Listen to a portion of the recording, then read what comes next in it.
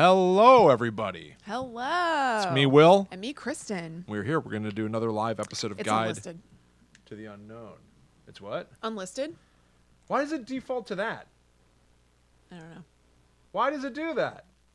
Stop. We're going to... Hey, everybody. It's me, Will. And me, Kristen. We're back to what was just happening. My bangs were funny.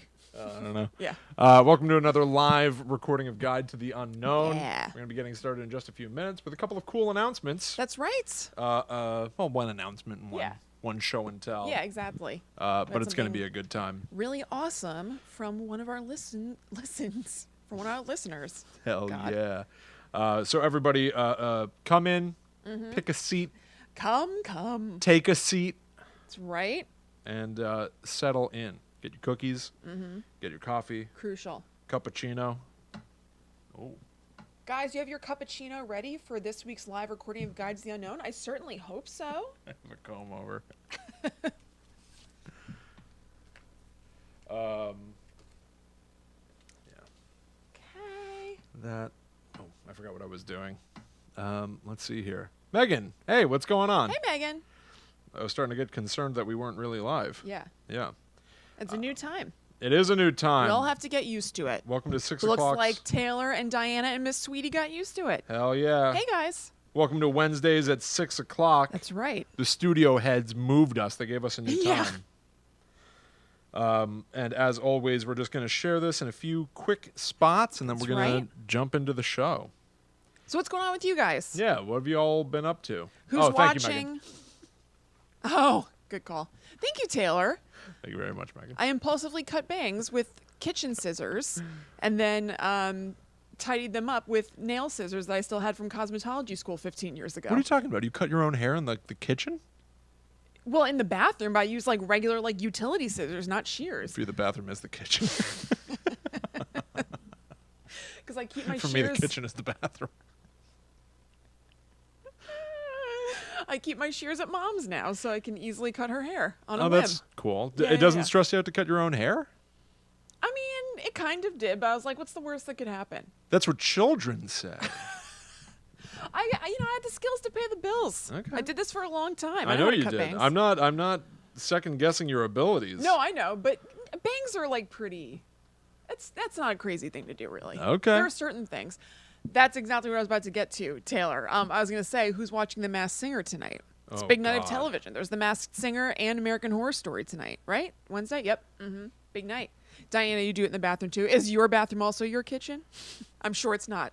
I think you're more couth than we are. Boy.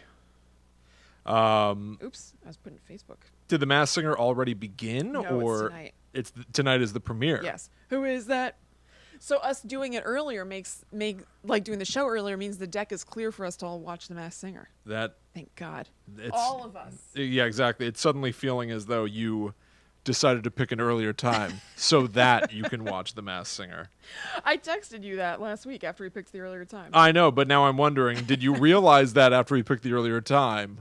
Or did a scheme occur in which you posited perhaps we could pick an earlier time? Perhaps a scheme I shall do. I have done that before. Like what? I did manipulate my schedule in order to make sure I was free for Twin Peaks. If you recall. Oh, yes, I do recall. Yes. Yes. I mean, I'm not above doing that, honestly. If Yeah. it was for something like Twin Peaks, like that's like a Twin big Peaks. Twin Peaks. That's like a big deal thing. big I deal. would have done that too. Yeah, it was worth it. Ghost Hunters too. That's right. I watched a couple episodes of new Ghost Hunters. Oh, really? How was that? It's pretty good. I mean, it's not exactly like the old Ghost Hunters, but they got a result that was so crazy to me that it made me think that something was rigged, which I don't like to think. But maybe that's what our puny brains can't comprehend and just take as a given that a real ghostly activity has occurred. True. I watched Cabin in the Woods last night with Allie. Nice.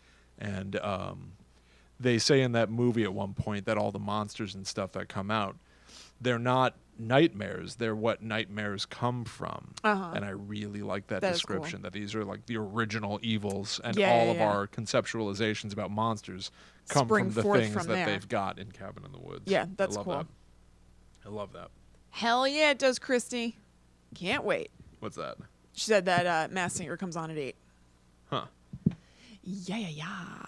Okay, I'm just finishing a share thing real quick, and then we're going to show off some cool stuff. Cool. We're going to announce that something is finally available. Yep. And I'm pumped about it. What's the matter? Is that a Caesar salad? I thought you guys weren't recording until 6. It is 6. Fair enough. It smells really good. Do you want me to leave it on the table? So I salivate staring at it? Yeah. Yeah. Yeah. I'm going to leave it on the counter because I don't want her to get it. Okay. Yeah, that's fine. Thank you very much. Makes sense. Or do you want me to leave it over there? No, upstairs is okay because I'd be worried about her Okay. sneaking. Aw. I would only be able to watch her eat it without interrupting the show or something, you know? Yeah, exactly. Now is the She loves perfect time to croutons. eat your dinner, Dad. Yeah. By licking it, you're like, Oh, when the show is done. But the show must go on. We're live right now. oh, I'm sorry. That's okay. That's okay. Actually, Dina and Diana said hi. Yeah. Oh, Allie says hi. Yeah. I'm going to mail you guys a Caesar salad. Yes. Yeah, send us your address. We'll put some Caesar salad in the mail. Yeah. Thank you, honey. Sorry. No. No, it's no, fine. no, no, no. Okay. I shared in Yeah. quite a few places, so I'm in good shape. Okay, great. It's shared on Instagram, so we're good. Great. Cool. Thank you, Christy. Appreciate it. Just So- share the link on Twitter. We're going to do two things. Michelle. Two things before the topic. Yep. You're going to go first. Yep. Okay. Mm-hmm. Just making sure that I'm in the know. Yeah. Guidey To the noni. to the noni. Got it. Love my noni. Say guide to your noni. That's like a cool thing to say, right? Maybe nonis should be our Yeah. fan name. The nonies. I was saying little guidies, but then I started listening to Blank Check, and they call them blankies, and I didn't know that, but now I feel like a biter. What is blank check? It's a very, very popular podcast that I love that I've told you to listen to like a million times. Oh, yeah. And they call their people blankies. Oh, sure. I remember you telling me that. Yeah, I've been listening to Blank Check. No, an audio recording I made of the movie Blank Check. Yeah. Like they haven't heard that before. I'm not sure they have. That's a Yes, they have. lame joke. Of course they have. I'm listening to an audio recording Maybe of the not literally 90s that. movie Blank Check. Okay, maybe not that exact joke, but people are obviously like, oh, so it's a podcast about the movie Blank Check, and they're like, yes, yes. So then they ended up doing an episode about Blank Check. Everyone's ripping off my jokes. Yeah. Everybody. All right. Thank you, Dana. All right. I think we're ready. Did anybody else lose us? Well, if we're back, I hope that's what counts. Yeah. Hopefully we're back. And hopefully nobody else did lose us. Yeah. David. David, which one do you want to do first? This. I think so too. Yeah? Yeah. Okay. Perfect. Cool. Let me make sure that I want to have them in order. Yeah. All right, good. That's good. Great. Okay. I think we're good to go. We're going to start the show. Was it the Pennywise episode that we talked about? Justice for Ghostface? It was 2 episodes ago. Scary Clowns? Yes? Why were we talking about that? I think it just, who knows, because we Just came up? love Scream. I think it was 2 episodes ago. Is that Oh. a weird looking Guide to the Unknown logo? Yeah, I guess they do like a thing. Are we I featured? like it though. No. Oh, okay. Continue listening. That would have been cool. Yeah. Sorry to dash it. Dash it all. I Yeah. think it's Scary Clowns. Yeah. I'm just gonna say a couple Okay, episodes that's ago. fine. Yeah. You know? Mm-hmm. Okay. Okay. Yeah, go for it. Here we Okay. go, everybody. Here we go. Showtime, get your peanuts. Yep. Got your peanuts. Or if you're allergic, your peanut substitute. Popcorn. Mm-hmm. Yep. I love popcorn. Yeah, everybody does. Yeah. All right. Okay. Hello, welcome to Guide to the Unknown. I'm Kristen, And I'm her brother, William. and today we are going to be talking about Stonehenge because we touched on it a little bit last week, and we decided to bring it back for this week. Yes, Stonehenge, where the demons dwell, where the banshees live, and they do live well. So I'm the perfect person for you to be telling me about that because I've never seen that, which I know is shocking. Oh, what are you talking about? Stonehenge, where a man's a man, and the children dance to the pipes of Pan. Oh my God, the pipes of Pan. But we'll get into more of that later. That's right. To start things off, we're going to do a little bit of show and tell. This is going to be something that you can look at on youtube.com/talkbump, but we'll also describe it for everybody out there in radio land. A couple weeks ago on the show, Kristen and I were talking about something, and we got around to screaming for GhosticeForJustface. Yes, I actually Did you said not it mean incorrect. I did not mean to do well, that. that's but because it's right in front of I you. guess so that's that true. makes sense. But we got on topic of Scream. Will and I are both humongous fans of the movie Scream, and we were talking about how it's maligned as kind of like funny, kitschy 90s garbage when it's actually the best movie ever made. Yes. And we got so whipped up, and we were yelling, "Justice for Ghostface." I said GhosticeForJustface. And then in the Facebook Guide to the Unknown group, suddenly, one of our dear listeners, Carolyn, posted this artwork of Ghostface holding a picket sign which says, GhosticeForJustface. Yep. And I instantly knew we needed have it. to have this. And so I went over to Velvet Hand Design on Etsy. That is Carolyn's store where she does incredible artwork. Yes, she does like amazing watercolor art, and most of it is based around horror. So I bet people who listen to the show will be very into it. Yes. I can't tell you how many times I've flipped through it. Same. And I'm just like an aggressive window shopper. But so I finally was like, you know what? I just got to jump for it. Yeah. So I contacted Carolyn to get the piece. And then I went, you know what? Why don't I see what else you've got Right, in well, store? I'm here. And so I picked up some other pieces in here. This first one is of Delbert or Charles Grady. Yes. However you decide to refer to him, from The Shining. He's got the blood trickling down his face. He's toasting a glass of whiskey, and it says at the top, "Great potty, isn't it?" And it's like an awesome blood red watercolor background that's very textured. It's really awesome. I absolutely love Yeah. the deep red background artwork. This harkens back to, like, there were a bunch of pieces that I saw in New Orleans that just had like a deep crimson background that Yeah. I wanted but couldn't have or Right. get or whatever. But no, we've got this. We're going to put this Carolyn made it happen. above our like little bar in the dining room. Yeah. Yeah. And then I also ordered this. This is Sidney Prescott from the movie Scream. She is on the phone when Ghostface is menacing her. I think that this is when he says, "I'm not Randy." But at the bottom in a ribbon, it says, "Not in my movie." Yes. Which I really like. It's I do sort of a too. declaration of, Yeah. you can't, this is my world. I'm not going to let Right. people like take advantage of me for any situation, whatever. So I got this one for Krissy. Yay. Yep. So I expect to love see it. this in your abode. Because seriously, I have just scrolled through her shop like a know. million times, and that's one of the things I've had my eye on. Is that So- true? Is that Yes, actually true? Oh, yes, good. of course. All right. And then I picked well. Yeah, so thank you. So I want to see this in your abode, nowhere near the commode. Of course not. And Although that then- is a place of honor. Sure, for you, yeah. And then this was a surprise. Yeah, that's really nice. She included, just to be nice to us, Carolyn doesn't do enough for us. She's super nice. know. She's like an active member of the Guides to the Unknown community at large because she's part of the Facebook group and posts in there. And she's also one of our patrons on patreon.com/GTTUpod.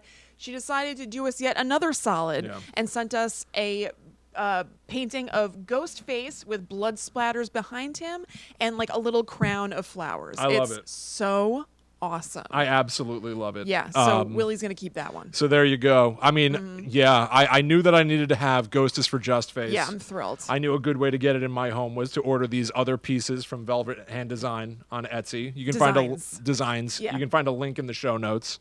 And then, man, Carolyn, thank you so much for thank you throwing in so this much. bonus fourth. Yes. What are you talking about? So sweet. Thank you. What is happening? I So, yeah, thank you. So cool. Yep. And then our other thing that we have to get to before we jump into Stonehenge, we've got an announcement. That's right. We've referenced it on previous episodes of the show that Kristen and I are going to be doing a live episode of Guide to the Unknown. But we can finally share with all of you out there that tickets are now available That's right. for our October 27th show at Pino's. This is a place in Highland Park, New Jersey at 6 p.m. So check the show notes or look up Guide to the Unknown on eventbrite.com. You can find the event header. Get your tickets, come hang out with us, meet us in real life, and we're trying to put together a really sort of special show. Yeah. that we will hopefully be able to release to people in podcast land. Yeah, absolutely. But we're going to very much be favoring being the in live the room with experience folks. of it. Yeah, totally. Yeah, so check that out. Tickets are available right now. Link in the show notes. $10. Yeah, $10. Can't beat it. No, and it's going to be a really, really good time. Yeah. So we would love it if you came out. We'd love to meet some of you guys.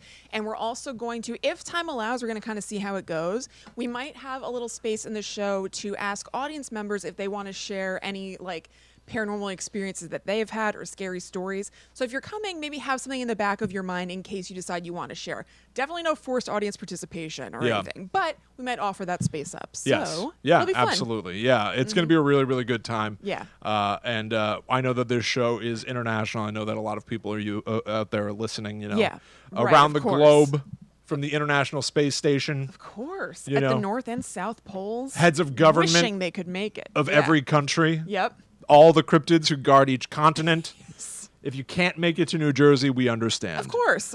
But we're going to be there if you want to be there. Yes, we are, of course, beings of light and dark, but we are still bound by the physical plane, so we will be doing our show in our Highland Park, New Jersey, at a place called Pino's. It's a wonderful spot in town. Yep.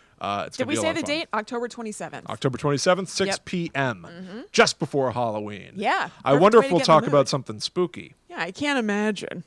But there you go. Yeah. So check that out, and we'll have more about that in the future, I assume. Yeah, that's right. But now let's do it. Let's jump into Stonehenge. Stonehenge. So what did you know about Stonehenge off the bat?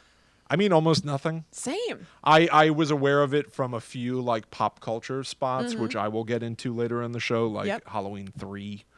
There were a few that surprised me, but I just knew that there is maybe some belief that it had something to do with, I don't know, leprechauns and druids? Right. Question mark? I don't know. Definitely thought about druids connected with Stonehenge, which is accurate, but I also knew nothing about it. I think that I had the idea that people thought that it couldn't have been constructed at the time that it was naturally. Right. That it was supernaturally put together in some way because those stones are too huge to get up that way without modern tools and technology. But besides that, I knew basically nothing, which is surprising. Yeah. And also, I'm a Stonehenge poser because in my blacklight room, which I don't know if I've referenced on the show before, I may have, my husband Ryan and I created a sweet blacklight room in our second bedroom in our apartment where we bought a bunch of blacklight posters from a couple from the 70s and mostly from the 90s on Etsy and just have them all around the room and have a blacklight in there and our indoor hammock in there so we can just chill. I can't believe that you have a blacklight room. I don't know why you can't believe I that. know. It's perfect for the two of you. Yeah. But it's just so chill. I know you do. It's just so crazy. I know. It's just so crazy. It is a crazy thing. We're actually going to a mineral sale on Sunday to try to get some phosphorescent minerals to put into our blacklight room. My minerals collection is extensive. Yes.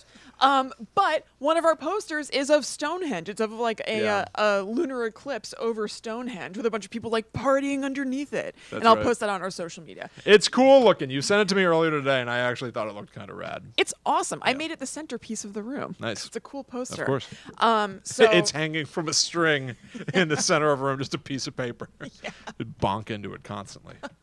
That would not do when I do my yoga in there. Yeah. Do you still do yoga? Yeah. Oh, okay. Kristen doing yoga in a black light room surrounded by posters of Stonehenge that glow and stuff it's one of the most on-brand things I know about you.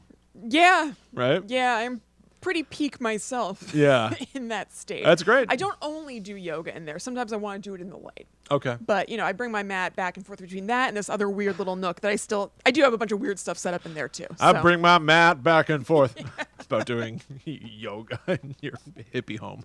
Either in the blacklight room or that weird little nook room where I have my Rosemary's Baby laser disc on the wall. Hell yeah. And Mark Rogers weird supernaturally prints as well. Yeah, sweet. So feel safe and comfortable. So here is the deal. You can probably picture it just in case you don't know.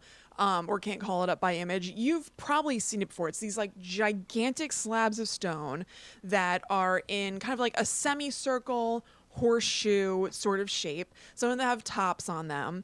And it's in Britain, which I actually didn't know that until semi-recently. Really? If you had asked me where Stonehenge was, I couldn't have told you. There's a chance I would have said something like Scotland. You know, it has to be like in a big open plain because Right. obviously you picture it like surrounded by grass and not much else. Yeah, like yeah. on the top of a hill.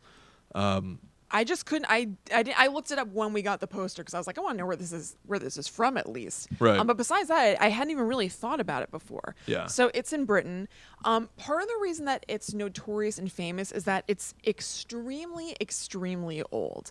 So we think that building started like 5,000 years ago ish, and there have been a couple of restorations over that time because things started tilting or whatever. Oh. So we had to kind of prop it back up, but it's been in that same basic shape since about 5,000 years ago, which is crazy. And even then, it was constructed not all at once, they don't think. They think that it was kind of added onto over the course of about 1,500 years. Whoa. Yeah. 1,500 years. Yes. It's really, really insane. So that's as I if mean, it's pretty huge because there's a semicircle, then either within or outside of that, there's kind of more of a slightly more narrow, like horseshoe shaped sort of thing. right.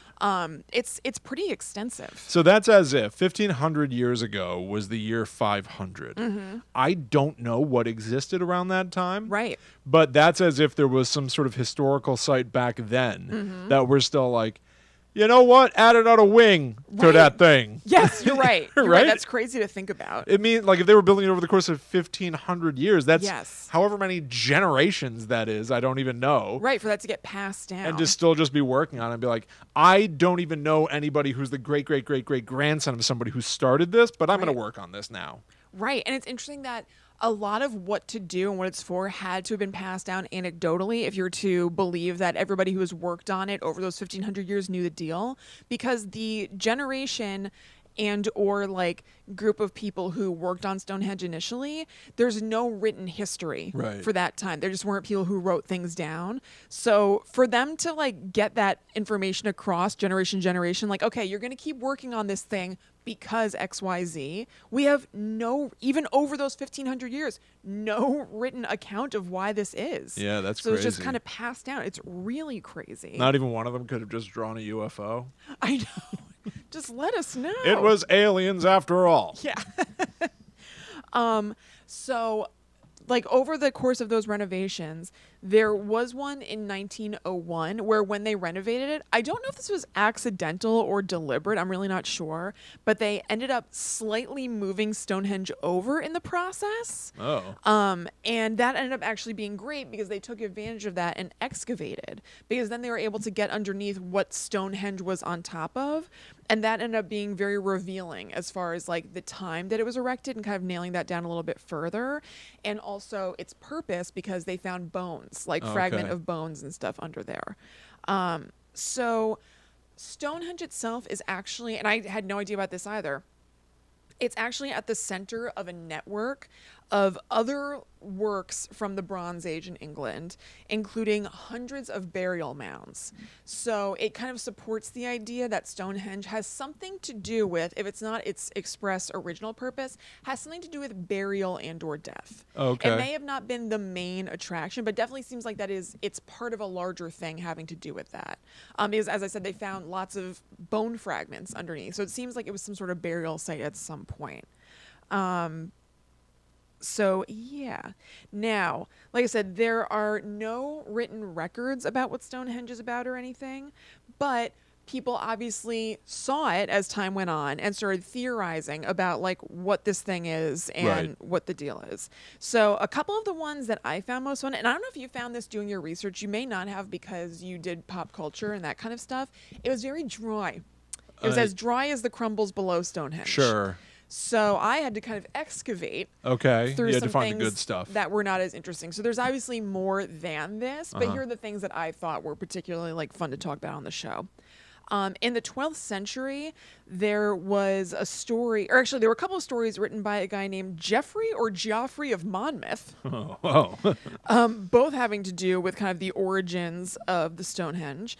One of them was that Merlin put the monument together with the help of giants. I saw that. I did see that. Yeah, and that's a pretty popular story that had kind of a few different permutations. It seemed like it kind of got passed down over time. Yeah, I saw like a piece of artwork that depicted a Yes. giant helping Merlin put a stone on top of some of the pillars. It's hard to get up there. Why, thank you, kind giant. Yeah. No problem. I guess I'll go home now. Bye, Merle.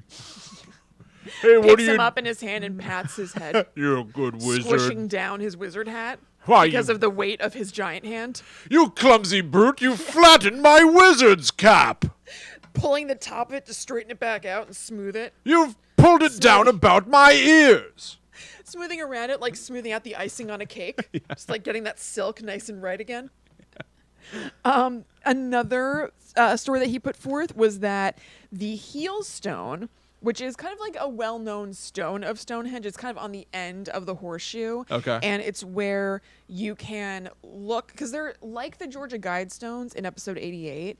It seems like there are some astronomical reasons that things were built the way they were. So there's this stone where you can see the sun rising and setting behind it. So it's kind of a well-known one because you can take pictures there and everything. And that's known as the heel stone. And people say, or Geoffrey of Monmouth said that it got its name when the devil brought the stones to that plain. Whoa. Because something that I'll get into is that people don't understand, or has been a mystery, how they even got the stones to this area because they're not native to that specific area. So this folktale explained that by saying that the devil brought the stones to that plain, and then a friar talked smack to him about the stones, and the devil didn't like that, so he threw the stone at him, which hit him in the heel. So this must have been a gigantic friar if it's only hitting your heel. I can't imagine how a giant stone like that only hits your heel, but whatever. And then the stone stuck in the ground and stayed that way. Isn't that a little too perfect? Is it called? Yeah, that's why it's called. He wasn't like, I'm going to throw this heel stone at you. He's like, I'm going to throw this stone at you. It hit the friar in the heel, and now this is the heel stone. Can you imagine anyone saying, "Ow, my heel"? My heel. Wouldn't you immediately either say foot or ankle? I don't know. I might say heel. Ow, my heel. I'd probably say foot. Right? Isn't it so specific? I don't know. I had a splinter in my heel the other day, and I feel like I was like, oh, I have a splinter in my heel to myself by myself. Okay. All right. I guess. I don't know. It I have seems. a splinter in my foot. I feel like a heel is a more specific part of the foot. Well, but a splinter attacks a particular area, and it's a small thing. Sure did. If somebody threw a giant stone I think at it was you, a heel splinter from a bangs. if somebody threw a giant stone at you and it hit you in the heel, what do you think? Ow, you threw a stone at my heel, or would you? Ow, you threw a stone at my foot, or just me? I mean, especially if it was a stone as giant as these stones from Stonehenge were, Yeah. I don't think I'd be even thinking about localized pain. Right? Yeah. Like, yeah, oh my yeah. God, you threw a huge stone at me. I mean, not to mention I being could like have died. you're the devil. Yes. And so Oh my God. I guess the friar was like talking crap to the devil because they're on opposing sides or Yeah. something. It wasn't any more elaborate. It obviously didn't say talking smack, Right. but it said like the friar gave the devil a hard time or gave him a talking to or whatever. I guess because they're on opposite sides. But I would say if the devil has shown his ability to come to this area with giant rocks, he's showing that kind of show of power. Even Yeah. if I'm anti-devil, I might just kind of just mosey away. Oh, 1,000%. One, you're looking at the devil. Right. I don't want to get in trouble. Don't talk smack to the devil. Two, the devil is capable of moving giant, heavy stuff. Yeah, so what's he going to do to you? Why are you going to give him crap for that? Three, why does the devil have such like a hair trigger and like? I guess I shouldn't be Well- shocked that the devil has a bad temper. Of course he does, William. Yeah. Hey, He's putting people in hellfire all the time. don't make fun of me. Ah, He's not burning people for eternity because he's so nice. Yeah. Throwing fireballs. yeah, Yeah. That's kind of his gig. I guess. So getting to that idea to get the stones there, devil or no. Yeah. Back in the day, people, or at least some people, as we said, thought it'd be impossible to get those stones there in that arrangement just by like normal human means, and thought there was some sort of supernatural thing at play. But we have since kind of learned that that is not true by experimenting. So we don't have any proof of how they actually did it, but there have been people who used technology or techniques that would have been available to the people in that Bronze Age time to try to make a similar thing happen, and they've been able to make it happen. So Cool. they kind of deduce that it's that way. So one of them is that they use, I love the ideas because it would have to be so humongous, and also so many people would kind of have to work in tandem to get this to happen. It's crazy to think about. A system of logs Yeah. all stacked up where you could roll the stones on them to Yeah. transport them, because those stones were found like 200 miles away or something like that. They weren't native to that area at all, so you have to transport them that way. So like a 7-Eleven thing of hot dogs, Yeah. rolling, right into Krissy's mouth. Good example. Yeah, I always set up a long row of those rollers to Just- move a hot dog to my face. I just hang on the end. I sit patiently at the end with my mouth Yeah, open exactly. Ooh, for a hot dog to enter. hot. Those rollers are hot. Yum. That's Yum. what keeps them hot. Ooh, but Yum. it's good though. Ooh, the another theory is that they used a long trek, kind of like a ski slope thing that they greased with animal fat and like shot some of them down that way. Oh my. I know, which seems risky. That does Think seem about risky. the momentum. I know. These things weigh over a ton each. Yes. You really want to slip and slide that thing like, recklessly? I think I'll go with the 7-Eleven hot dog. Oh roll. my gosh. A little bit more control. Maybe Every it won't day. be as fast. Hot dogs all day, every day. All day, every day, baby. So here is a really cool idea about what the deal is with Stonehenge and why it's even there. A theory is that there's a place called, well, this isn't theoretical, this is true. There's a place called Durrington Walls that you can get to from Stonehenge. You could either go there by river or you can go there by land. And there is also a henge there. Not a Stonehenge, but just a normal henge, which I didn't know was a thing at all. The hell's a henge? A henge basically looks like a crop circle, actually. Oh. So I don't remember why Stonehenge came up last time, but it fit kind of perfectly. So Yeah. it's a circular thing that's made by creating like ditches in dirt and basically forming the earth into the shape of a circle. And that's known as a henge. Dirt henge. Yeah. Doesn't have quite the same ring, No. maybe. So there are those Stop henges calling me over baby. there. I said maybe. Okay.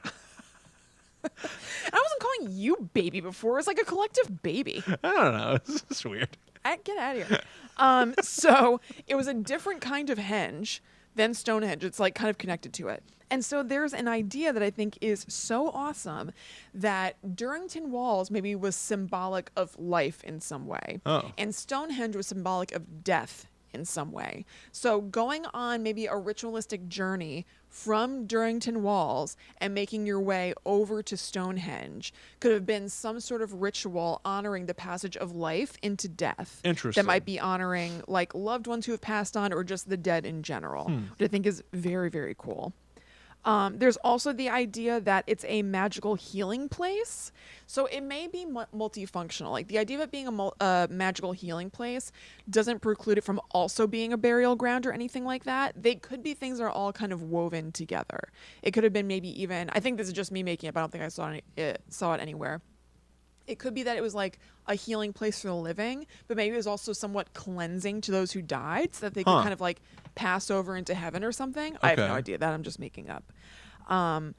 But during the 1800s, when there was like a boom in spiritual beliefs, I think it was before spiritualism itself took major hold, but during the 1800s, there was like a building interest in spiritual activities and stuff. Neo-pagans, they're called when they're not just the original people who created paganism, and neo-druids, same deal, were all about the henge. Oh. They were all about Stonehenge. They definitely thought that there was something spiritual and important going on in that area, either from literally the rock, which I'll get into in a minute, or the intention of the building and what it had been used for previously. They felt like this was like a spiritual mecca, Stonehenge. You know what this is making me think of? In Harry Potter and the Order of the Phoenix, they go into the Ministry of Magic and they walk through like where all the dangerous magical artifacts are kept. Yeah. And up on a stone dais is a gateway with a curtain. Oh, yeah. Is the membrane between the world of the living and the dead. Yes. This is where, spoiler alert, Sirius Black falls through the curtain and is gone. Where Kristen cries and cries. That always, I think, had some sort of Stonehenge type vibe to it. The idea that it was some I think ancient, so. unknowable thing. And even what you're describing to me here about like how Stonehenge might have been a place that was about death. Right. And maybe it was a gateway of sorts, you know, symbolically at Right. least. Maybe, you know, the ring of Stonehenge is not complete. Yeah. Stones look like they've crumbled and fallen apart, right? Maybe the stone dais thing from Harry Potter used to be there. Maybe. The wizards took it away and locked it in the Ministry of Magic. Right, because the thing is, we don't 100% know that what we see as Stonehenge is for sure the original design plan. Right. Like it got renovated over time, or excuse me, it got built on over time, and then it got renovated. But who's to say that when they were building on it over time, they didn't change something about the original Sure. structure or something Yeah, like wizards took the gateway between the living and the dead. Yeah, they Why doesn't very well J.K. could Rowling have. expand on that thing?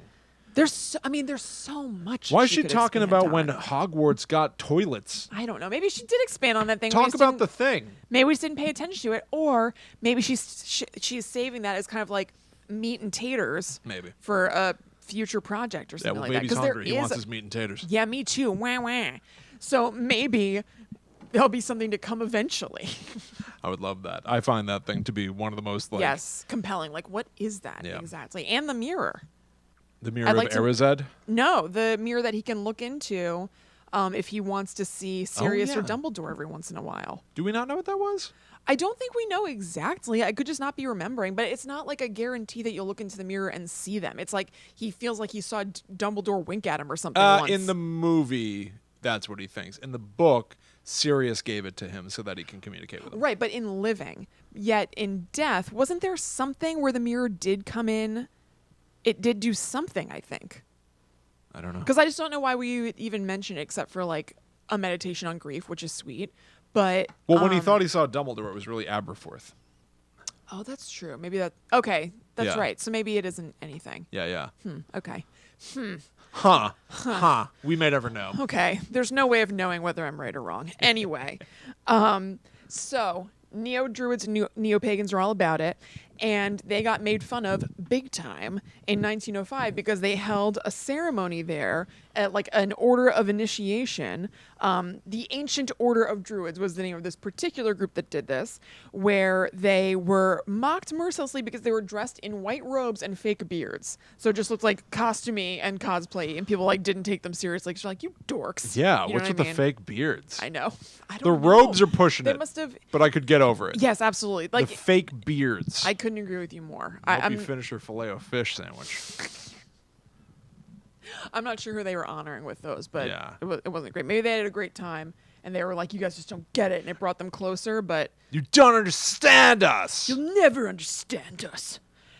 So I mentioned it, but there are aspects of the stone's placement that had to do with astronomy. So the main horseshoe arrangement of stones are aligned for the sunset during winter solstice and the sunrise during summer solstice, as well as allowing you to predict events like eclipses and equinoxes. Huh. And so that kind of added to the like occult or spiritual allure, because obviously there's a lot of talk of like sun or moon worship having to do with practices like that, and astronomy kind of being used as astrology. Right.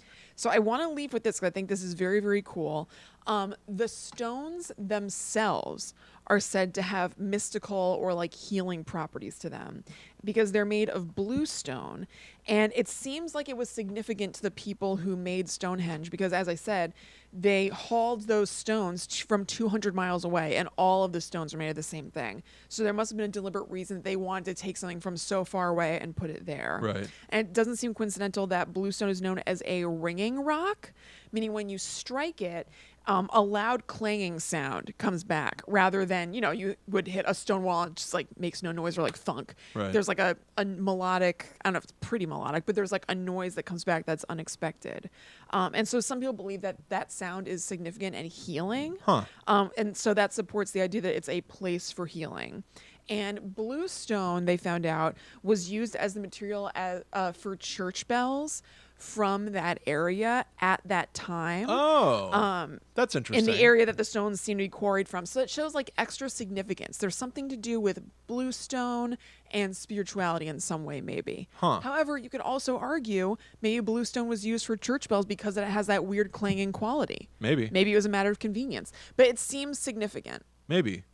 That's weird. Yeah. So I looked up a bunch of stuff about Stonehenge that's maybe like more modern interpretation of Yeah. it kind of stuff. And one of the things that I read is that Stonehenge was built before the wheel was invented. Uh-huh. Now, are you inventing church bells before you That's have the wheel? weird. You see what I'm saying? Yes. Maybe. I don't know. I am too I have stupid no to idea. know. I don't know. Quite frankly, I'm too dumb to know. Same. So I looked up a few theories of where Stonehenge came from that are not based in fact at all. Right. But I did get this from The Independent. I'm going to have a link in the notes. It's just sort of like a listicle of things that people say about aliens. Cool. Well, Yeah. I just gave away the That's first all right. one. Aliens did it because the wheel had not been invented yet. When Stonehenge was built, how the hell did they move the stones? Human could not have done this. Of course. Man from outer space had to have done this. Yes. Aliens. Like many ancient architectural things. Aliens. Yes. Yeah. And this all, I think, sort of accentuates the hubris of modern humanity at whatever era you consider to be the modern era. Yeah. Like for us, obviously, it's 2019 right Right. now. This is the modern era. 10 years ago, the modern era was 2009. Right. Hundreds of years ago, Yeah. the modern era was then. And I think that every generation, modern people say, we are smart. Yeah. People in the past were dumb. Yes. They didn't have wheels yet, those fools. Yeah, but they did have hot dog rollers. Yeah, they had hot dog rollers. Now, they couldn't have figured out a way to move stuff around. Yeah. Therefore, humans couldn't have done it. Therefore, aliens. Right. We're so smart now. Yeah. We're smarter than they ever were. They could never figure something out. Right. You already pointed out the idea of a giant helping Merlin build it. I just want to Reiterate restate that. Yep. that it used to be believed that a giant helped Merlin, who's not real. Well, I don't think it was like explicitly believed. I feel like that was like a fun story that was passed around. I guess. Because but Merlin's fictional.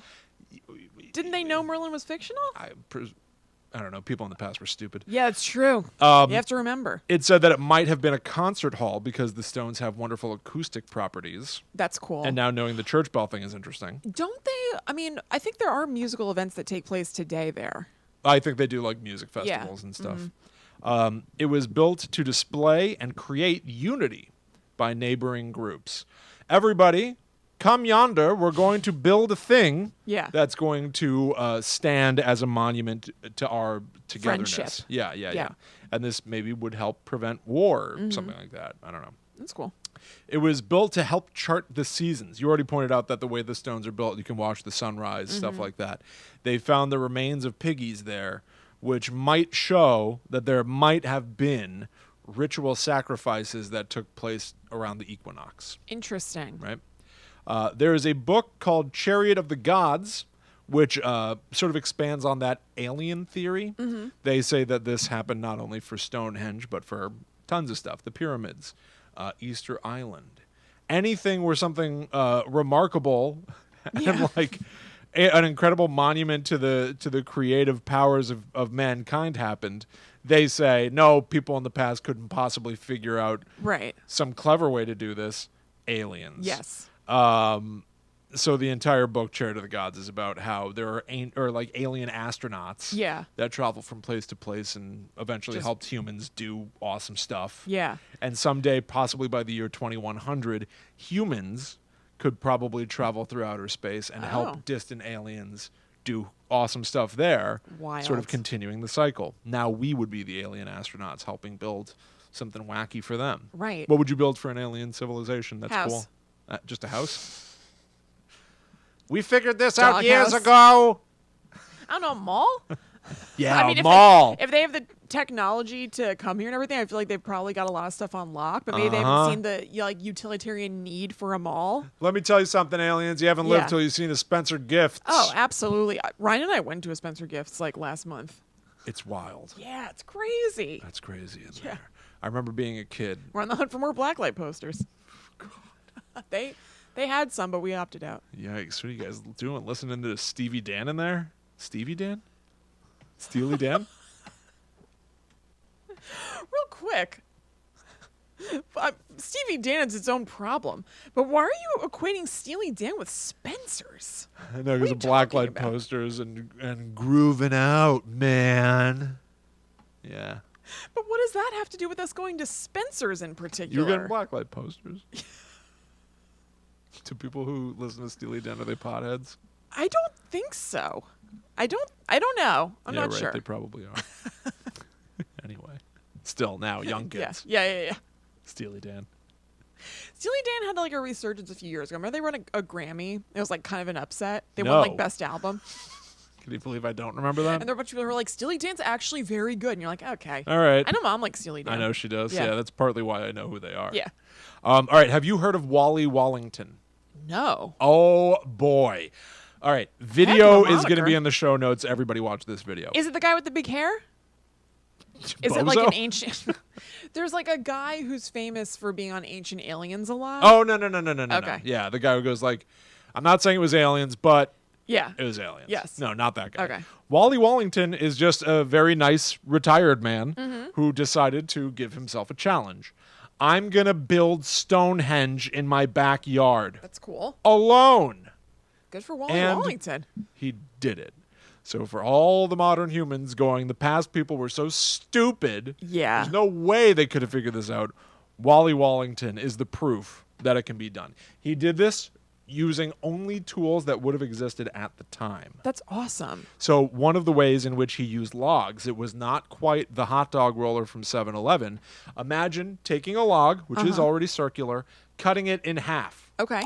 laying those two halves flat side down on the ground. Now you've got basically like a couple of almost speed bump type round mounds. Yeah.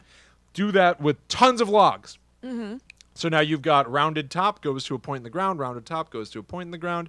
Those points in the ground between the logs would cleanly fit the pointed sides of a rectangle. Okay. And so you can put pointed side down in between the logs and essentially roll like a 1,600-pound rectangle of stone Yeah. across these logs. Cool. I don't even know if I'm painting a decent enough mental picture. I can't tell if you're not or if I just don't understand, but we can breeze by it. I It know doesn't really matter. it's tricky to explain Yeah, because yeah. they're like half circles on the ground. I can picture that. and so if but you were then- to roll a square, Yeah. the way that like the point hits Oh, the I ground, gotcha. it Okay. would like cleanly, smoothly I do understand. navigate now. around the semicircle of the log. And go in between. Yeah, and so he can just on his own strength alone move something that weighs thousands of pounds. Yeah. There are videos of him online where like he's like, yeah, how I figured like how am I supposed to move this 1-ton block? He goes, and I figured out if you just take one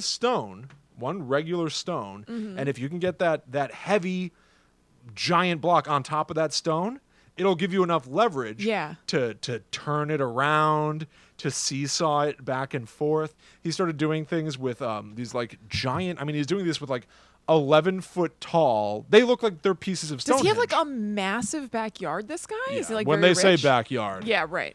it's like I think he's in like the Midwest or something, so his backyard is just like Space. a field. Yeah, yeah, yeah. So calling it a backyard is like maybe it's true because it's his land, but whatever.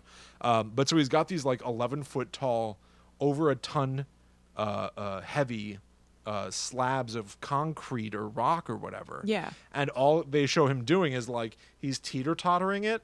So he's standing on one side of it so that the other end will be up in the air. And then he shoves like a 2x4 Yeah. under it a little bit. Then he makes it wobble back the other way, and he puts another 2x4 on that side. And by doing that enough times, you're essentially like Yeah. a car jack Right, lifting a right, car. right. He's lifting this huge, heavy piece of concrete. Then he digs a hole by one end, puts a bunch of sandbags on one end of the teeter-totter so that will pull it down, pull it into the hole, and he Yeah. lets gravity do the work. And so he was able to stand one of these gigantic slabs Yeah. vertically straight up, just like Stonehenge, Awesome. buried a bit into the earth, just himself. Yeah. That's So amazing. He says, like, you might be surprised. I'm thinking probably people back then used similar methods to what I am doing now. So Stonehenge could have been built by humans Right. using a crew far smaller than Yeah. what anybody Yeah. is thinking of. That's amazing. I wonder what reason, if they have any, that people who believe that aliens had to build these things because we couldn't, give for the aliens not coming and doing something like that today. I know. Or like, in modern times that Sure. they're around for. Like, Yeah, exactly. What's to stop them? Yes, I mean, truly, like Yeah. thousands of years from now, if we did not have recorded history right now, Right. like we don't really have recorded history from back then. Right. If we didn't have the internet, if we didn't have newspapers, books, whatever now, Mm-hmm. people thousands of years from now would look at Mount Rushmore and go, Well, they couldn't even figure out how to make a newspaper, so aliens must have made Mount Rushmore. That's a good point. What, just because it's big and fascinating? Yes. You know? Yes. It's weird. It's very weird. Would they look at the Lincoln Monument and think that Abe Lincoln was actually 50 feet tall? I guess. And like we were worshiping a giant? Maybe. I know it's crazy Like- to think about. But seriously, it's just like, why did they stop? The If they've hubris- come and helped us Yes. multiple times, why haven't they done that in a while? I True. guess there's probably some argument like, well, we've advanced far enough now. We could do those kinds of things ourselves. So there's Right. no need for them to help us. But, And even according to the Independence Day movies. oh, of course. You know, interstellar travel takes quite a while. Mm-hmm. So they had come.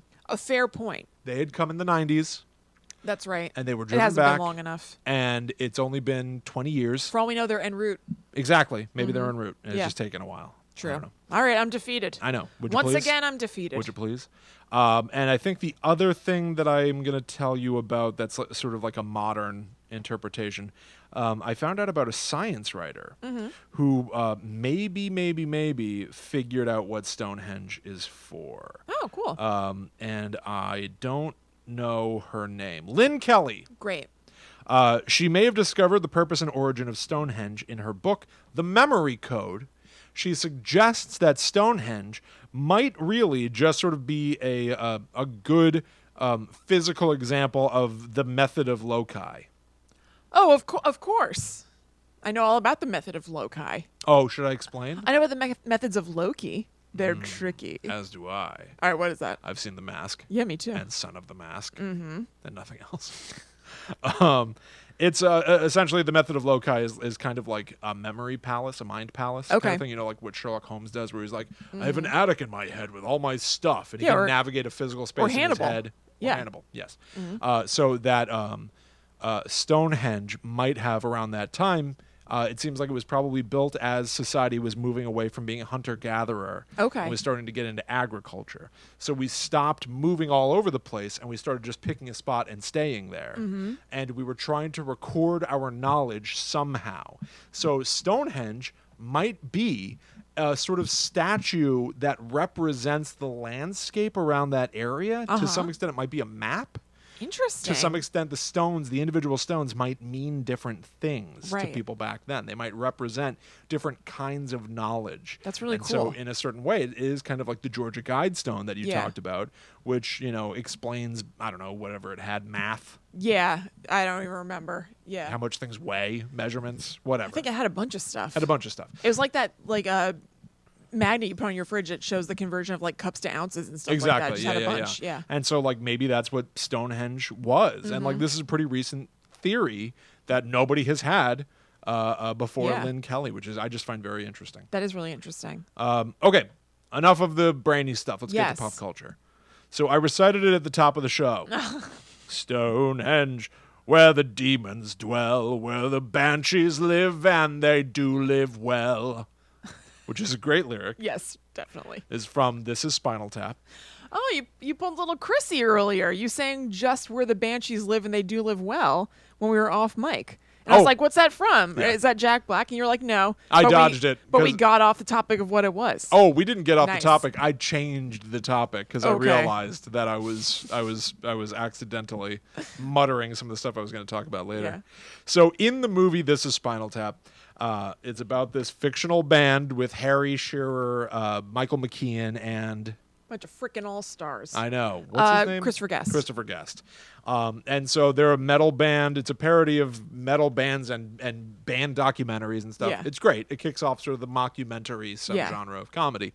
And they have this bit in the movie where, because they have a song that is about Stonehenge, they want to have Stonehenge on stage with them. And so they draw on a napkin what they want. They draw some of the stone structures of Stonehenge and pass it off to a designer who then brings them a teeny tiny, it's like a 1 foot tall Stonehenge arc. And Yeah. they're like, now this is great. See, this is very detailed. It's very accurate. And when we have the real things on stage, the real towering monoliths, it's really going to captivate everyone. They're like, the real ones? What do you mean? They're like, well, this is a model to show me what the big one will look like. He's like, no, this Yeah. is it. This is what you drew on the napkin. And it turns out that they wrote the measurements in inches and not feet. Yeah. So they're teeny tiny. And so they end up having to do the show with these teeny tiny Stonehenges behind Legendary. them. Even worse, they've hired little people to dress like leprechauns, and they make Stonehenge look even smaller because now it looks like these leprechauns might potentially step on Stonehenge. Yeah.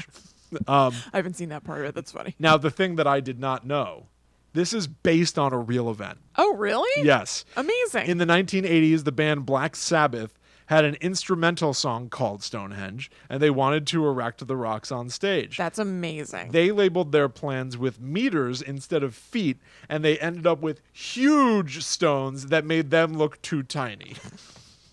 They used it once and discarded it forever. That's awesome. How crazy is that? I wonder where they were playing It's that too you could big! that you could even have something so massive. I You know don't what know. I mean? Maybe they couldn't use them all. Yeah. I didn't have enough time to look it up That's and see very it, but funny. I would like to. Yeah. If there's any footage of that, it Yes. sounds hilarious. And I love the idea that Black Sabbath thought it would be awesome, and then they were embarrassed. Right. It's That wonderful. must have been a weird show. Yeah. That's really great. Speaking of weird shows, Doctor Who. Okay. Now, we've never really discussed Doctor Who on the show. No. I was kind of excited to see what a typical Doctor Who plot is and how Stonehenge factored in, because evidently it was sort of what the events of the end of season 5. It's like a rebooted okay. version of the Doctor Who series, but Yeah. season 5 ends with a Stonehenge-based story. Now, I read the plot. My mind fried. Gotcha. I'm only going to tell you the few Stonehenge things that part. I could hold on to. Perfect. Yes. Beneath Stonehenge, there is a prison. Okay. Who is it that you open Pandora's box? Is that right? Uh-huh. It was called like Pandorica or something like that. Whatever. Anyways, Doctor Who's enemies wanted to trap him there, and Oh. they all have names. I bet they didn't. They all have names, and like all the Are they like hinky pinky kind of yeah, names? and like all the characters have names, and I read them. I read them. I read them. I read them. Moving on, Troll 2. Yeah. Troll 2. Okay. Now, Troll 2 is a very infamous Yes. horror film. Is the sequel Legendary. to a movie called Troll. Yeah. Which is about trolls.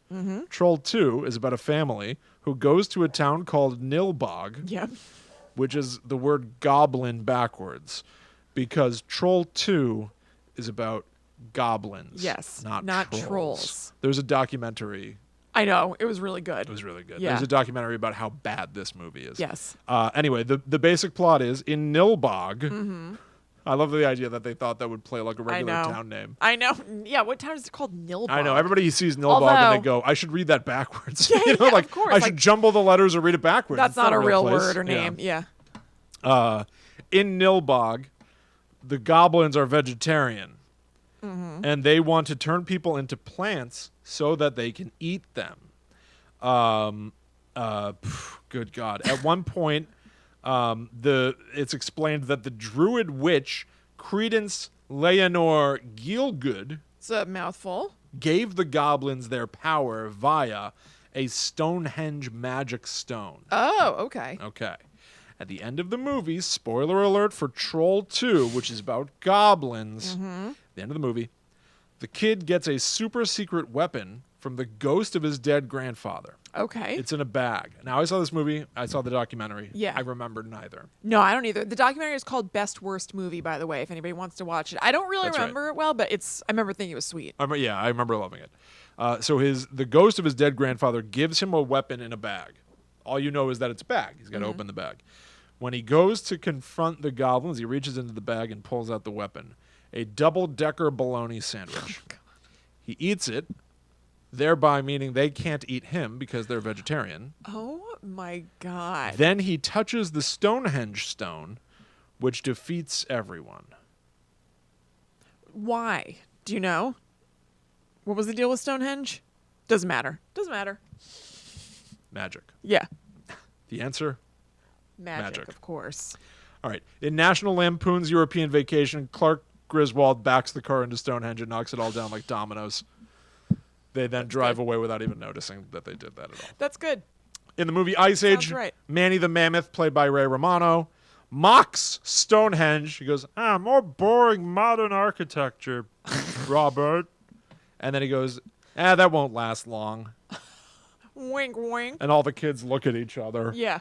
We get that Stonehenge joke. We love Stonehenge humor. We love that. Ray Romano's a treasure. Yeah. All right, here's a big crazy one. Cool. Transformers: The Last Night. This is the 5th Transformers movie. There are that many Transformers movies? Apparently. Wow, At okay. least. Huh. Okay. I can't really even explain That's this fine. adequately. That's fine. A big deal in the movie is about something called Unicron. Okay. Now, I look at the word Unicron and I can't stop thinking unicorn. Mm-hmm. Has nothing to do with it. As far as I know, they're not even playing off of that. Or Okay. It's strange. Anyway, Wikipedia said that Unicron is the Earth, Okay. but it's also a robot. There's a lot of waffling about Unicron. Not really getting a straight line on Unicron. Absolutely not. From what I can gather, people are trying to drain Unicron's energy, Okay. possibly draining the Earth's energy. Okay. Anyway, it might kill millions. Point is, Stonehenge is his crown. Okay. Or not because it's not the Earth. maybe Unicron's horns poke out of the ground there. Okay. Also, Unicron is the enemy of Cybertron. This is all in a Transformers movie? Yeah. They also I'm shocked to hear this. They also talk about forming Excalibur. I thought there's gonna be like deep mythology in Transformers. There is. Weird. Optimus Prime says that Unicron is the enemy of Cybertron, but I don't know if that's good or bad. Is I thought- Cybertron good or bad? I thought Cybertron was like a planet. They said that like Cybertron crashed into Unicron, which I'm like, does that mean a planet crashed into a planet? Right. Or like a robot crashed into a planet? Maybe or a it's like- robot crashed into a robot? Maybe it took place. Maybe it's like the Ritual of Chud.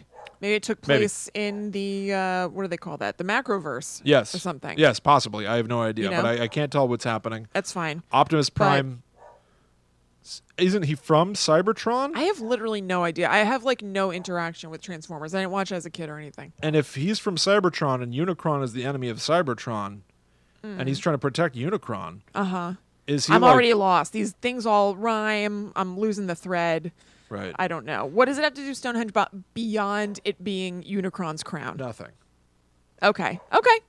All right. Well, I think we got it. Nothing at all. Moving on to something I can explain. Yeah. It's the final thing I've got for you, and I love to explain it. Great. And I love to explain it. I love to explain it. Stonehenge plays a notable role in the movie Halloween 3 Season of the Witch. Okay. I've still never seen this movie. Oh, Kristen. Actually, you know what? I'm not totally sure that's true. Well, I'm about to spoil it. It doesn't matter. Go I'm ahead. about to spoil. I know about it because I've listened to podcast episodes Of about course. it. I think that in my Halloween lineage, I think I maybe have not seen this. I know I haven't seen the one with Paul Rudd, but it doesn't that matter. one's Anyway. terrible. Yeah. It's the first and only entry in the Halloween series that plays on the idea of Halloween being an anthology. Yes. That each different movie can have a different story. Mm-hmm. The story is kind of a conspiracy centered around a company called Silver Shamrock, Yes. which is a company that makes Halloween masks. Their most popular products are a witch mask, a skeleton, and a jack-o'-lantern.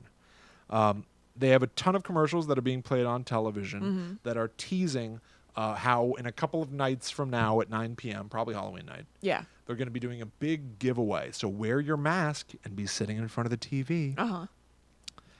Also, people are dying. Sure. Someone died. Yeah. So our heroes have to get involved. So our heroes, Dr. Dan Chalice Okay. and Ellie Grimbridge, That's a great last name. I wish that was my last name. start to investigate. Over the course of their investigation, they meet the head of Silver Shamrock, the company, a kindly old man named Connell Cochran. Wow. The names are Globally. the names are incredible. Yes. Dan Chalice. Yeah. Ellie Grimbridge. Connell Cochran? Connell Cochran. There's also Buddy Kupfer. Oh my God. So what's up with cups? What's going on? Chalice, Yeah. Kupfer. Seriously. Interesting. Yeah. Yeah, there's something there.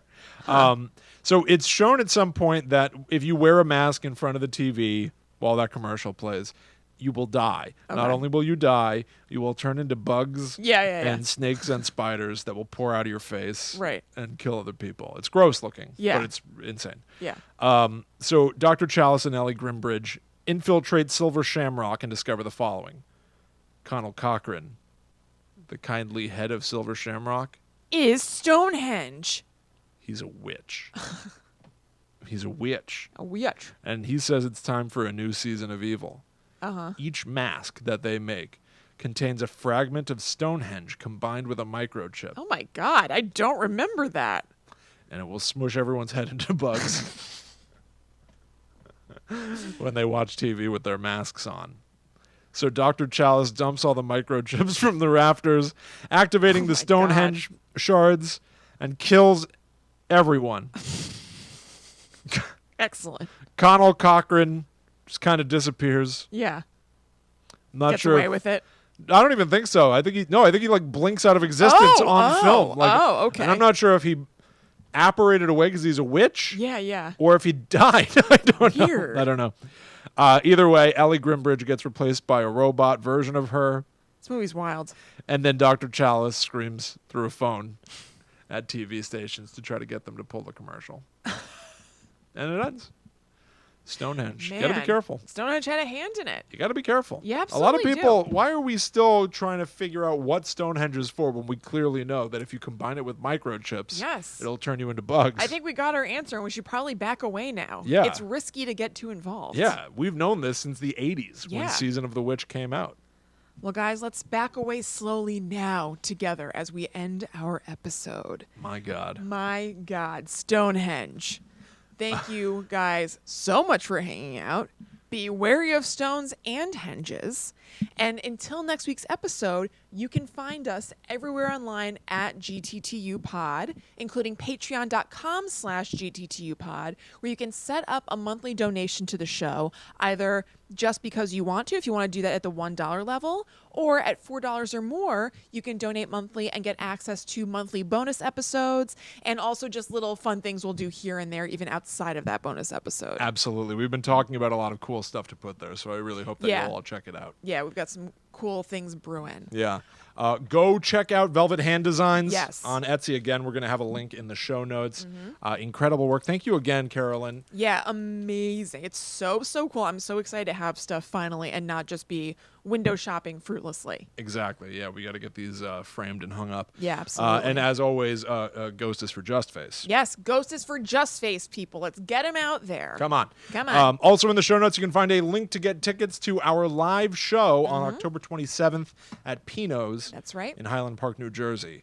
So go to that link Yeah. and come hang out with us. We would love it if you do that. Yes, You can yes, also yes. hang out with us in the Facebook group, the Guides the Unknown Secret Society, which you can find either by searching for that in Facebook, or you can go to facebook.com/groups/GTTUpod. And I also want to mention, thank you guys so much. We've gotten a few more reviews from talking about, you guys leaving us reviews last week, and we would love it if you kept them coming. So if you use iTunes or Apple Podcasts, please leave us a review there and leave it on any, podcast player that you use. It's They let you really, leave a really review. helpful. We love to see it. Yeah, that's super duper helpful. Yeah, and if you want to talk to Kristen or myself, we're online as our own individual people. That's right. I am at Chillin' Kristen on Instagram and Twitter. I am at The Myth Traveler. So thank you all so much for hanging out with us. We will see you again next week for more mythical ramblings. Yes. But until that time comes, we must travel. Back to the netherworld go we. Bye. Keep cool, my babies. Keep cool, my babies. Aha. Yay. Taylor says, join the Netherworld Warriors. Venture into the Netherworld Thank with Will you, and Kristen Taylor. instead of waiting for their weekly emergence. Thank That's you very right. much. Come to us. Megan said, I still can't bring myself to watch the clowns video they put up.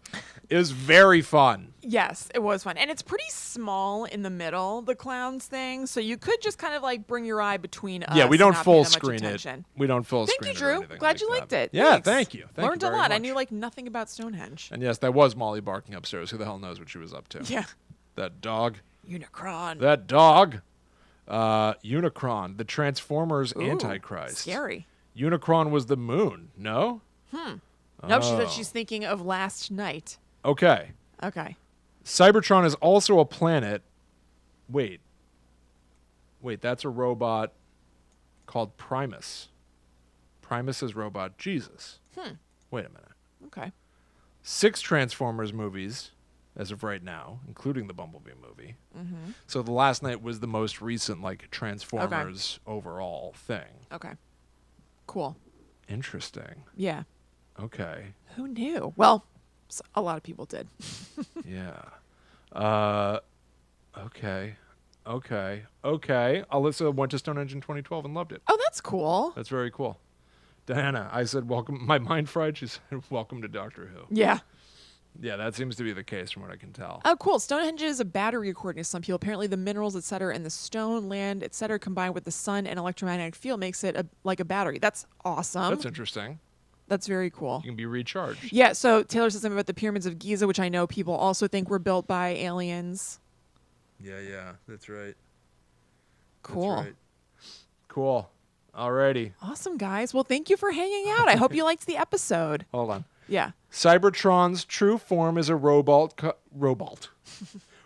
called Primus, who is Robot Jesus. He is Unicron's good twin brother. So he is. So wait, Unicron is Unicron the planet Earth?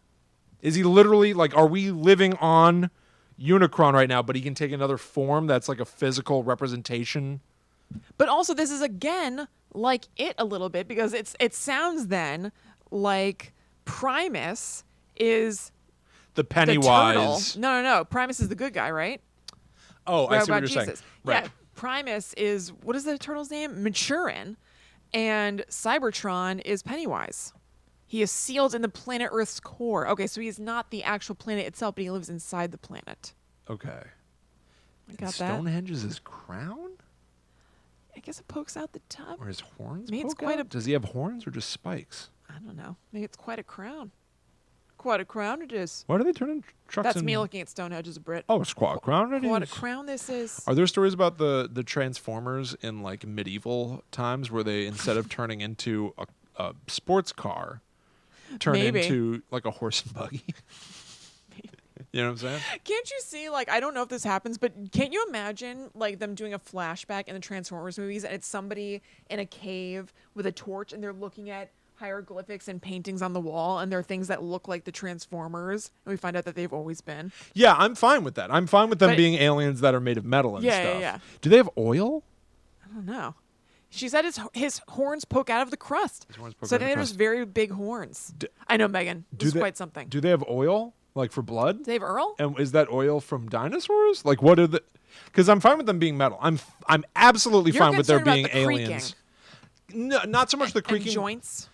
But like if they're machines, then that suggests to me like pistons, and yeah, I guess Maybe it's alien technology. are they? Oh, well, that's interesting. Are Transformers technology that was built by someone else, or are they alien life forms that happen to be metal shapeshifters? Mm-hmm. Right? Yeah. Like the T-1000, Kristen, the T-1000 The lights are going out for me. was a metal shapeshifter from Terminator 2. Do you know what I'm talking about? Yes, I do. Okay. He was made by people. Or, well, he was made by other robots, but he was made by something. Yeah. You know? But, like, I assumed that the Transformers were almost like you can have, like, I know. Oop. What was that? I know. Oop. Oop. I know. Taylor says alien. They're I alien- seriously know alien life nothing forms. about Transformers. I don't know if these were built by man. Well, they weren't built by man, but were they I built know. by? See, if they were Well, I built by guess like not, the 'cause they're, like, engineers, like they're from entities Prometheus, themselves. that would make sense to me. Yeah. But they're just entities. Yeah, that's So, right. Disney actually owns the Transformers because Marvel owns them. I know. Everything changed. How weird. Weird. Well, I guess I'll go think about this a lot elsewhere. Now I'm curious. Now I never thought I'd be curious. The Transformers were built by Primus. Aha. Okay, so now we're starting to have like yes. Primus. Robot Jesus. Optimus Prime, does that have something to do with Primus? But so they were built by Robot Jesus in his own image. Yeah. Kind of a thing. Right? I guess so. And then they just exist. Can they have babies? Look at the interest on Kristen's face. I'm very interested in this. I'm like very interested. I'm sorry. It's fine. So does that make Bumblebee a Disney princess? The answer is yes. I guess so. Are they- Basically. Do they have gender? Primes are the leaders, almost like Primus's archangel. So Optimus Prime is like... Yeah, Diana's not into this either. Diana's not into this? No. She'd give a hoot. Please leave this in the upload so I can show my brother. Oh, yeah, I'm not changing a thing. Yeah, it'll be back up on Friday. Yeah. Yeah. Okay, we got to go. Yeah, I don't think the questions are going to end. You know I what don't mean? think... I think... I don't think you're going to get an answer that's like satisfying. I agree. I think that I've got a lot... Not because Taylor doesn't know, but I think that you have so many questions. Like, Correct. you got to get into the lore. Yes, this is a sponging in action. This Yeah. is what happens before I just go on Wikipedia and read everything. Nib says, I don't think they can't have babies in the sense that we give birth, but they can build new robots, and maybe a new robot can be considered a birthing. Let's take this to the Facebook group. Join us next week when we discuss if Transformers can breed. Taylor says, I grew up on Transformers. There's too much lore to go through. Yeah, even Taylor's like, shut up, William. We're done. Yeah, I will never be satisfied. Okay, everybody. Thank you so much for hanging out with us. Thank you, Taylor, for all the hanging out. Transformers information. Thank you all to everybody else. Yep. And I should really be saying, you're welcome, because you got to understand all this new Transformers stuff Yeah. along with me. Gave you a reason. So do you think you're going to continue looking into this when we hit stop? You're going to go eat your Caesar salad. Are you going to later tonight look up all the Transformers lore? There's a pretty good chance. Okay. I would like to understand, what is the best source? Should I go by the movies or some other source? Look, they're done. Megan's saying goodnight. Should I? I love the idea that people are leaving. All right, now. Should I go by the movies or like a cartoon show? What has the best full understanding of the lore? They're done. The cartoons? They're done. The cartoons. Diana, just go. This is the end. Okay. So the cartoon is the lore there. I'm kidding. All right. Good night, everybody. We'll see you next time. But by the way, I saw a question about whether we would set up a group chat. I'm not sure what you mean by that exactly, but go post about whatever you want to post about in the Facebook group and then use that thread. Right, yeah. Facebook.com/groups/GTTU pod. Yeah, just you look can up Guide to the Unknown in the Facebook. Chat away there. Yeah. By all Facebook. means. All right. Okay. Okay. All right. Cartoons and comics. Cartoons. Which comics? I'm kidding. All right. Bye. Bye, guys. Bye, everybody.